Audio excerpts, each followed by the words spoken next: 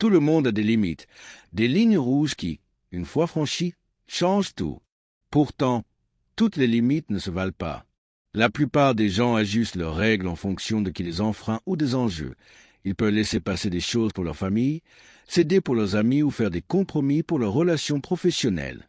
C'est normal, flexible, et c'est ainsi que la plupart d'entre nous naviguons dans notre monde social complexe. Puis il y a les hommes sigma, ces individus indépendants qui marchent au rythme de leur propre tambour. En surface, ils semblent plutôt détendus. Ils ne s'embourbent pas dans des jeux sociaux ou des conflits insignifiants. Ils accordent l'espace aux autres et attendent la même chose en retour. Mais sous cette apparence tranquille se cachent des limites claires et absolument inflexibles. Contrairement à d'autres qui pourraient faire tout un spectacle de leurs limites ou éviter complètement les confrontations, les hommes sigma sont directs sur ce qu'ils ne tolèrent pas. Ce qui rend leurs limites uniques n'est pas la manière dont ils les appliquent, mais ce qu'ils choisissent de protéger. Là où certains traceraient des lignes autour de leur statut ou de leur ego, les hommes sigma concentrent leur politique de tolérance zéro sur des enjeux totalement différents. Ces limites ne sont pas secrètes, ils sont généralement très clairs sur ce qu'ils n'acceptent pas. La différence, c'est que lorsque ces lignes sont franchies, il n'y a pas de débat, pas de deuxième chance, pas d'éloignement progressif. La réponse est immédiate et définitive. Alors, quelles sont les 5 choses que même l'homme sigma le plus détendu ne tolérera simplement pas? Les comportements et attitudes qui les poussent à se désengager instantanément, à partir ou à tracer des lignes dures qui ne s'effaceront jamais. Allons droit au but. Numéro 1. Le manque de respect déguisé en « je plaisantais ». Nous y avons tous été confrontés. Quelqu'un dit quelque chose de méchant ou d'embarrassant sur vous, puis ajoute rapidement « je plaisantais » ou « tu ne sais pas prendre une blague ?» comme si ce mot magique effaçait le mal. Pour la plupart, ces moments sont gênants mais oubliables. On en rit, on se sent peut-être mal un moment, puis on passe à autre chose. Mais si vous franchissez cette ligne avec un sigma, quelque chose change sous la surface. Quelque chose de permanent. Le problème n'est pas l'humour en soi, mais la vérité cachée derrière la blague. Quand quelqu'un dit quelque chose de négatif sous couvert de plaisanterie, c'est parce qu'il le pense vraiment. Il utilise simplement l'humour pour s'en sortir, transformant ses pensées honnêtes en bouclier avec une échappatoire. Les hommes sigma repèrent ce schéma instantanément, alors que la conversation continue normalement en surface et qu'ils peuvent rester polis. Intérieurement, ils réévaluent tout sur la relation. La chaleur s'estompe, pas de manière dramatique, mais de cette façon silencieuse et définitive qui change tout. Cette sensibilité vient d'années passées à observer comment je plaisantais et sert de couverture à la jalousie, l'insécurité, l'agressivité passive et parfois une hostilité directe. La blague sur votre apparence cache de l'envie. La blague sur vos objectifs masque la peur de l'échec de l'autre. La blague sur vos choix révèle un jugement qu'ils n'ont pas le courage d'exprimer directement. À partir de ce moment, chaque interaction est filtrée à travers une nouvelle conscience. Chaque mot, chaque sourire, chaque invitation est scrutée avec plus d'attention. Non par colère ou vengeance, mais parce qu'ils comprennent fondamentalement que quelqu'un qui déguise le manque de respect en humour finira par montrer son vrai caractère de manière plus sérieuse.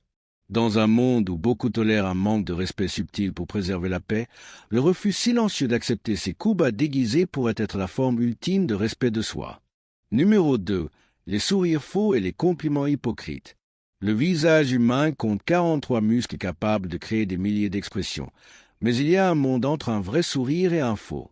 Les experts en expression faciale appellent cela la différence entre un sourire de Duchenne, authentique, impliquant les muscles des yeux, et un sourire social, faux, n'utilisant que les muscles de la bouche.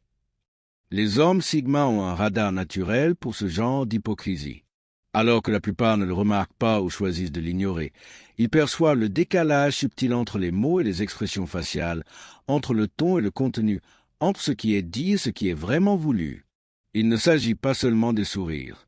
Les compliments vides, les éloges exagérés et la gentillesse de façade provoquent la même réaction. Les experts en langage corporel appellent cela des communications incongruentes, quand les mots ne correspondent pas aux micro-expressions, au ton ou au langage corporel. Face à cette fausseté sociale, les hommes sigma ne font pas de scène ni ne dénoncent les gens. Ils le notent mentalement et ajustent leur niveau de confiance en conséquence. La personne passe instantanément du statut de potentiel ami à celui de simple connaissance. Ce qui rend cela intéressant, c'est comment cela façonne leurs cercles sociaux avec le temps. Bien qu'ils puissent être parfaitement cordiaux avec tout le monde, ils sont attirés par les gens dont les expressions correspondent à leurs sentiments, dont les compliments viennent d'une observation sincère et dont l'amabilité ne fluctue pas selon leurs besoins. Cette limite ne vise pas à être critique ou à rechercher la perfection, mais à valoriser l'authenticité au point de s'éloigner de son contraire. Dans un monde où les fausses relations sont la norme, choisir des connexions réelles plutôt que des hypocrisies pratiques pourrait être l'acte le plus radical de soi. Derrière chaque faux sourire se cache un agenda. La question est, êtes-vous prêt à attendre pour découvrir lequel? Numéro 3. La mentalité de victime comme mode de vie. Il arrive à tout le monde de vivre des choses difficiles, des revers, des déceptions et parfois de vraies injustices. Notre réponse à ces défis en dit long sur qui nous sommes. Certains traversent une mauvaise passe, ressentent la douleur, en tirent des leçons et avancent. D'autres restent bloqués dans ce que les psychologues appellent une mentalité de victime, où tout ce qui va mal est la faute des autres et où ils cessent de croire qu'ils peuvent changer leur situation. Les hommes Sigma ont une tolérance zéro pour cet état d'esprit, surtout quand il devient l'identité entière de quelqu'un.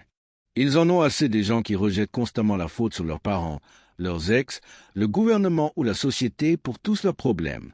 Ils n'ont aucune patience pour ceux qui se voient comme des victimes perpétuelles plutôt que comme des êtres capables de résilience et de croissance.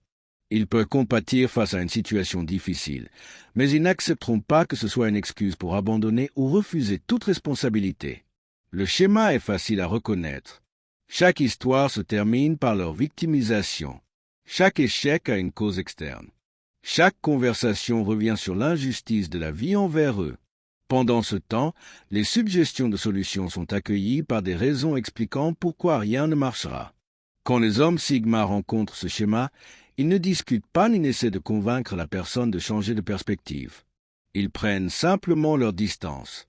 Non par manque d'empathie pour les vraies difficultés, mais parce que la mentalité de victime est contagieuse. Des recherches en psychologie cognitive montrent que nos schémas de pensée sont influencés par notre entourage. Passez assez de temps avec quelqu'un qui se voit comme impuissant, et vous commencerez à douter de votre propre pouvoir. Les hommes Sigma assument la responsabilité de leurs actes, donc cette limite n'est pas négociable. Ils peuvent soutenir en cas de réelles difficultés, mais ils ne sacrifieront pas leur propre état d'esprit pour maintenir une relation avec quelqu'un qui a choisi l'impuissance comme mode de vie. La vie fera tomber tout le monde. La question n'est pas de savoir si vous tombez, mais si vous choisissez de rester à terre. Numéro 4. Les gens qui parlent mais n'écoutent jamais. Les vraies conversations vont dans les deux sens. Une personne parle, l'autre écoute, puis elles échangent.